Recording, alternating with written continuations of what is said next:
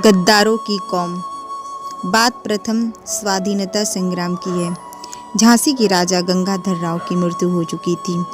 झांसी की रानी लक्ष्मीबाई अकेली अंग्रेजों का सामना करने के लिए तैयार थी, लेकिन उनके पास पर्याप्त धन नहीं था जिससे वो विशाल सेना का निर्माण कर सके और अपनी सेना के लिए ज़्यादा हथियारों की व्यवस्था कर सके।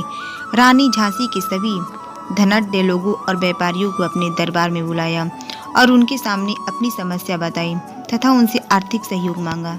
वे सभी व्यापारी और धन्य लोग अपने घर चले गए। इनमें से कुछ लोग रानी को सहयोग देने का निश्चय किया। ज़्यादातर दूसरे लोगों ने रानी के बजाय अंग्रेजों का पक्ष का सहयोग करना बेहतर समझा, क्योंकि अंग्रेज ज़्यादा मजबूत थे और उन्होंने अपने सहयोगियों को इस बात का आश्वासन दिया था कि वे अपने सहयोगी से उनका धन नहीं छीनेंगी। और उनका नतीजा यह हुआ कि रानी लक्ष्मीबाई न तो अपनी सेना का आकार बढ़ा पाई और न रानी की सेना बहुत ज़्यादा हथियारों से विकसित हो पाई। जब रानी लक्ष्मीबाई और उनकी सेना की लड़ाई अंग्रेजों से शुरू हुई तो उन्होंने अंग्रेजों से वीरता से लड़ाई लड़ी, लेकिन छोटी और कमज़ोर सेना अंग्रेजों से पराजित हो गई। रानी लक्ष्मीबाई भी बुरी तरह से घायल हो गई। घायल रानी को उनको कुछ वफादार सैनिक बैलगाड़ी से युद्ध क्षेत्र से दूर एक झोपड़ी में ले गए। रानी को अपनी मृत्यु का एहसास हो चुका था। रानी ने कहा, मेरी मृत्यु के बाद झोपड़ी के साथ ही मुझे जला देना, ताकि मरने के बाद भी अंग्रेज मेरी लाश को भी हाथ ना लगा सके।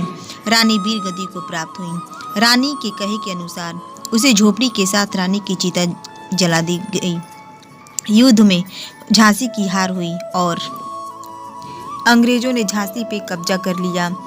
अगर उन धनाढ्य लोगों ने लक्ष्मीबाई की मदद की होती तो अंग्रेज हार जाते और प्रथम स्वाधीनता संग्राम का परिणाम कुछ और ही होता। अगर आप खुद देश के लिए अपनी जान दांव पे नहीं लगा सकते हैं तो उन लोगों की मदद कीजिए जो देश के लिए मरने के लिए तैयार हैं। आप धन संपन्न या शक्ति संपन्न हैं तो आपकी निष्ठा अपने देश के प्रति होनी चाहिए, अन्यथा आप खुद सुरक्षित रखने के चक्कर में अपने देश से गद्दारी कर बैठेंगे।